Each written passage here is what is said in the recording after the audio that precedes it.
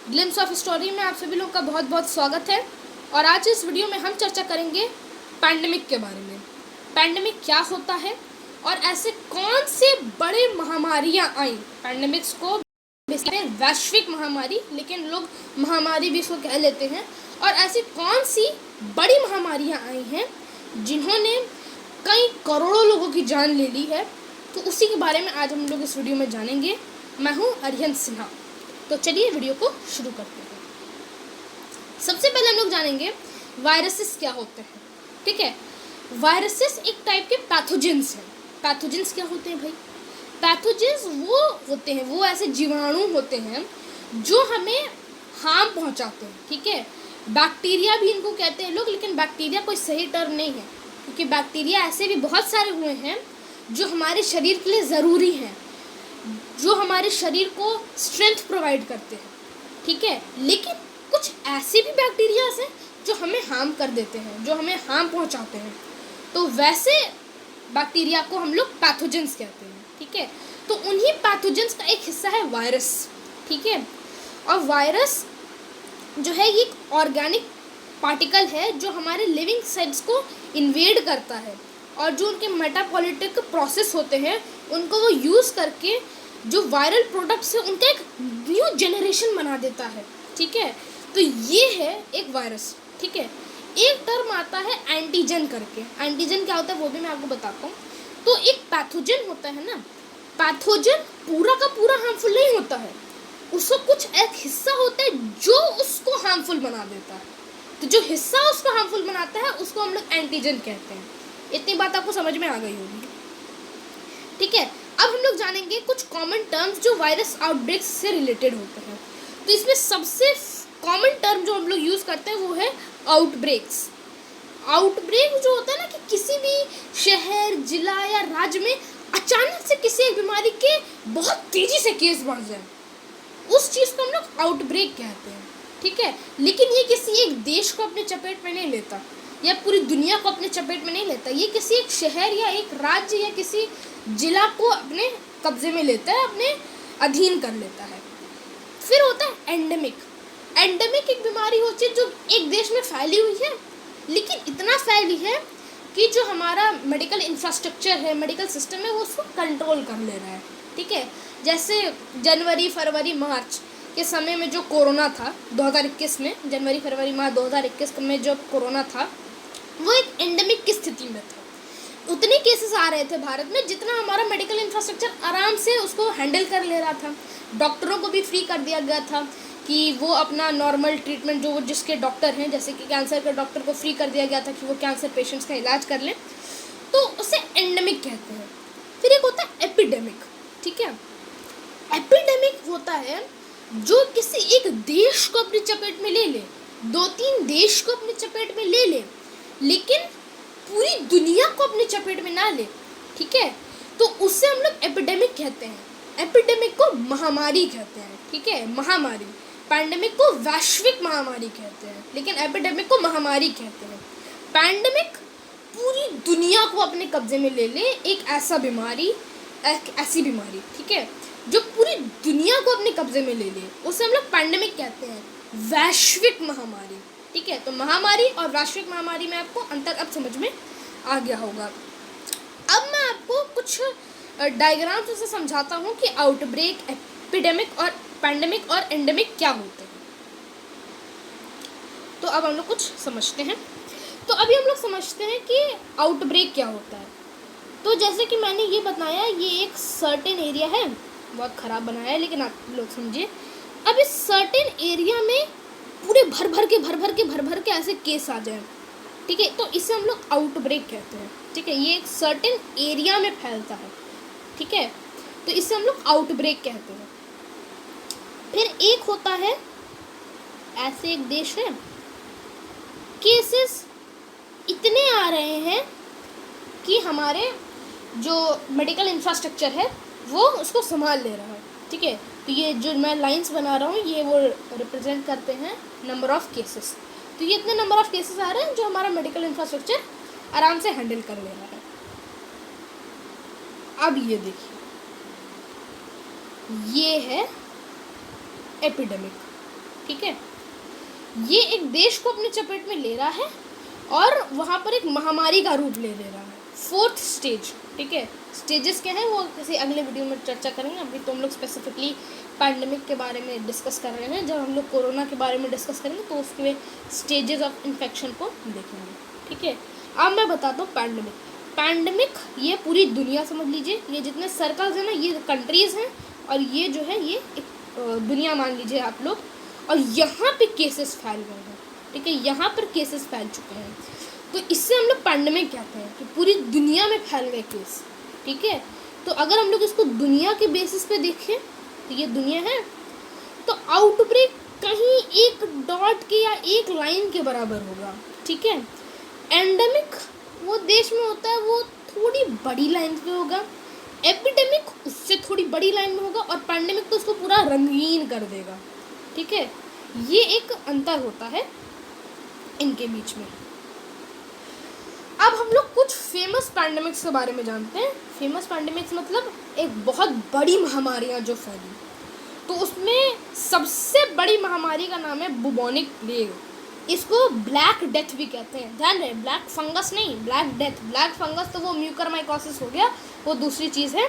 ये black death के बारे में हम लोग बात कर रहे हैं। इसको बुबोनिक प्लेग कहते हैं। ये एक बैक्टीरियल इन्फेक्शन था, ठीक है, और ये एक डेडली बैक्टीरिया से फैलता था जिसका नाम था यर्सीनिया पेस्टिस, ठीक है। और इसको जो वर्स्ट अफेक्टेड कॉन्टिनेंट जो इस बीमारी से हुआ था वो था यूरोप। 5 करोड़ लोगों की जान गई थी, 5 करोड़। यूरोप की आधी आबादी ख़त्म कर दी थी इस बीमारी ने। तो अगर हम लोग जाने कि बुबोनिक प्लेग क्या है, तो वर्ल्ड हेल्थ ऑर्गेनाइजेशन यानी WHO के अकॉर्डिंग ये एक बैक्टीरिया से होता है जिसे कहते हैं यर्सीनिया पेस्टिस। ये एक जूनोटिक बैक्टीरिया होता है जो कि छोटे मैमल्स और उनकी जो फ्लीज होती हैं उन पे होता है, ठीक है। ये कॉमनली माइस, रैट्स और रैबिट्स और स्क्विरल्स के फ्लीज में पाया जाता है। तो जो रैट फ्लीज से ये बीमारियां फैलती हैं, सबसे ज़्यादा रैट फ्लीज से ही फैलती हैं। तो इसीलिए जो आपके घर में चूहा छिपकली जिनमें प्रॉब्लम है वो सतर्क हो जाएं, चूहों को मारने वाली दवा अपने घर में रखें, क्योंकि ये बीमारियां फैलाती हैं। ये बुबोनिक प्लेग तक फैला सकते हैं, बहुत ख़तरनाक होते हैं। लेकिन अब ये इतना ख़तरनाक बीमारी है नहीं, क्योंकि एंटीबायोटिक्स आ चुके हैं। जैसे कि मैंने आपको ये ईयर बताई थी ना 1346 से 1353 के आसपास, तो उस टाइम एंटीबायोटिक्स नहीं थे। एंटीबायोटिक्स छोड़ो, दूर दूर की बात थी, एंटीबायोटिक्स वहाँ से आ जाएंगे।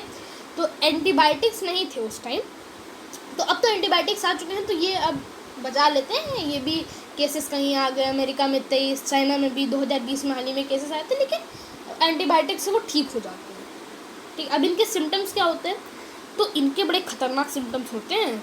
जो लिम्फ नोड्स होते हैं वो एकदम सॉलो कर जाते हैं और इतने ज़्यादा फूल जाते हैं कि वो एक चिकन एग के बराबर होते हैं, एक चिकन एग, ठीक है। और भी इसमें जैसे कि बहुत से वो हैं सिम्टम्स आप यहाँ पढ़ सकते हो, और फीवर्स हो गए, चिल्स हो गए, हेडेक हो गया, फटीक हो गया, और मसल एक्स, ऐसे बहुत से इसमें हैं, आप यहाँ इसको पढ़ सकते हैं। अब हम लोग देखते हैं कैजुअलिटीज़ को। बहुत कैजुअलिटीज़ कराई इसने, अब तक 20 करोड़ लोगों की जान ले ली है। आज तक 20 करोड़ लोगों ने इसने जान ले ली है। मतलब जब से ये शुरू हुआ था और आज तक इसने 20 करोड़ लोगों की जान ली है। और जिसका इन्फेक्टेड टोल है ये अभी तक क्लियर फिगर्स में आया नहीं है। और जो डेथ टोल है यूरोप में वो 5 करोड़ के आसपास है। तो यूरोप का डेथ टोल हमें पता है 5 करोड़, लेकिन पूरी दुनिया में 20 करोड़ है। तो पूरी दुनिया और यूरोप को मिला के हम मोर्टेलिटी रेट नहीं निकाल सकते। तो मोर्टेलिटी रेट भी क्लियर फिगर्स में नहीं है, कई लोग कुछ अपना एस्टिमेट कर देते हैं। तो अगर आपको उन पर बिलीव करना तो आप बिलीव करिए, लेकिन बेसिकली कोई क्लियर फिगर्स में अभी तक नहीं आया है। फिर एक होता है स्पेनिश फ्लू। सबको पता है, ये इसका बहुत प्रचलन में आया। जब ये कोरोना इस टाइम फैला था तो ये बहुत प्रचलन में था स्पेनिश फ्लू। ये 1918 से 1920 के बीच में फैला था, ठीक है। ये basically United states of America से शुरू हुआ था, USA, ठीक है। अब आप बड़ा सोचोगे कि भाई जब ये फैला USA से था उसका नाम स्पेनिश फ्लू कैसे पड़ गया। तो देखिए, ये इस टाइम वर्ल्ड वॉर 1 चल रहा था और उस टाइम USA कूदा पड़ा था वर्ल्ड वॉर 1 में, ठीक है। 1918 का समय है ना, तो 1917 में कूद गया था USA। तो उस टाइम ना ये यूएसए के सोल्जर्स आ गए थे। अब उस टाइम ना मीडिया लोग बंद करके रखे थे, मीडिया वहाँ पर फ्री नहीं था, मीडिया काफ़ी बंद था। तो ये यूके हो गया, यूएसए हो गया, तो यहाँ पर ऐसे जो बीमारियों का जो था ना वो अभी उस टाइम पर ये लोग वो नहीं कर रहे थे, वो कवर नहीं कर रहे थे। लेकिन स्पेन जो था कंट्री वो न्यूट्रल था, वहाँ पर मीडिया सब कुछ चल रही थी, वो किसी के गुटबाजी उसमें नहीं, वो गुट में किसी के गुट में नहीं था, ना अलाइड और सेंट्रल पावर्स के गुट में वो नहीं था। तो वो क्योंकि न्यूट्रल था तो वहाँ पर मीडिया थी, तो वहाँ पर सबसे पहले केसेस पकड़ा गया ये फ्लू के, तो इसलिए इसका नाम स्पेनिश फ्लू पड़ गया। और ये जिस वायरस से हुआ था उस वायरस का नाम है H1N1 इन्फ्लुएंजा वायरस, ठीक है। तो ये आप फोटो देख सकते हैं H1N1 इन्फ्लुएंजा वायरस की, और इसका सबसे भयानक रूप इंडिया में मिला था, और इंडिया में इसे बॉम्बे फ्लू भी कभी कभी कहते हैं। तो इसके जो सिम्टम्स थे वो सिम्टम्स तो कोरोना टाइप के थे, इसलिए मैंने सिम्टम्स नहीं लिखा है इसमें, झूठ में बहुत बड़ा पीपीटी भी बनाना है और कोई बहुत बड़ा वीडियो नहीं करना है।